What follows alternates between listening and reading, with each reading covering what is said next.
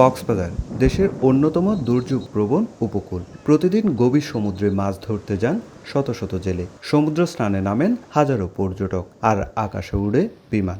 অথচ এই পুরো উপকূলের আবহাওয়া পর্যবেক্ষণের সবচেয়ে গুরুত্বপূর্ণ প্রযুক্তিগত ভরসা কক্সবাজার ডপলার রাডার ৩ বছর ধরে অচল। ঘূর্ণিঝড়, বজ্রঝড়, ভারী বৃষ্টি কিংবা দমকা হাওয়ার গতি প্রকৃতি মুহূর্তেই শনাক্ত করে ঢাকায় সতর্কবার্তা পাঠাতো এই রাডার। কিন্তু যন্ত্রাংশের মেয়াদ শেষ হওয়ার পর থেকে বন্ধ এই প্রযুক্তিগত চোখ। শুধু জেলেদের নয়, কক্সবাজার সমুদ্র সৈকতে পর্যটকদের নিরাপত্তা ও বিমান চলাচলের জন্য এটি ছিল অত্যন্ত গুরুত্বপূর্ণ। তবে বর্তমানে উপকূল জুড়ে দুর্যোগের আগাম নজরদারিতে তৈরি হয়েছে বড় শূন্যতা।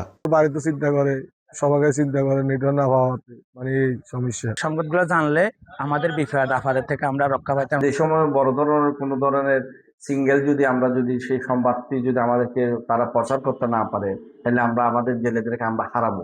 সমুদ্রের আবহাওয়া প্রায় পরিবর্তন হয়। এই সময় যদি আমরা সঠিক সময়ে সঠিক তথ্যটি পাই, তাহলে যেটা হবে, আমরা সঠিক সময় প্রস্তুতিটা যথাসময় নিতে পারবো। 2023 সালে জাপানের উন্নয়ন সংস্থা জাইকার কাছে কারিগরি সহায়তা চাওয়া হয়, তবে বিগত সরকারের আমলে কোনো সাড়া মেলেনি। এরপর সরকার নিজস্ব অর্থায়নে রাডার আধুনিকায়নের সিদ্ধান্ত নেয়। 2024 সালে জাপানের বিশেষজ্ঞ দল ভবনটি ব্যবহারযোগ্য বললেও নতুন যন্ত্রপাতি বসানোর সুপারিশ করে, তবে এখনও শুরু হয়নি কাজ। আমরা অবজারভেশন করে আমরা এটা ঢাকায় দিই। ঢাকায় আমাদের এক্সপার্ট স্যাররা যারা আছেন তারা এটা বিচার বিশ্লেষণ করে আবহাওয়া তৈরি করতো আগে। এখন যেহেতু এটা নাই, তো তারা এখন কোন প্রক্রিয়ায় করে এটা আসলে ওনারা এই বিষয়ে ভালো উত্তর দিতে পারবে। আমরা এখন অবজারভেশন নিতে পারছি না, আমরা এইটা বলতে পারি। এটা প্রতিরক্ষা মন্ত্রণালয়, প্রতিরক্ষা মন্ত্রণালয় বিষয়টা জানে। আমরা এর আগেও এখান থেকে তাদেরকে লেখা হয়েছে, সরকারের উদ্যোগে তারা প্রয়োজনীয় পদক্ষেপ কেনাকাটা বা সার্বিক স্থাপন করা হবে।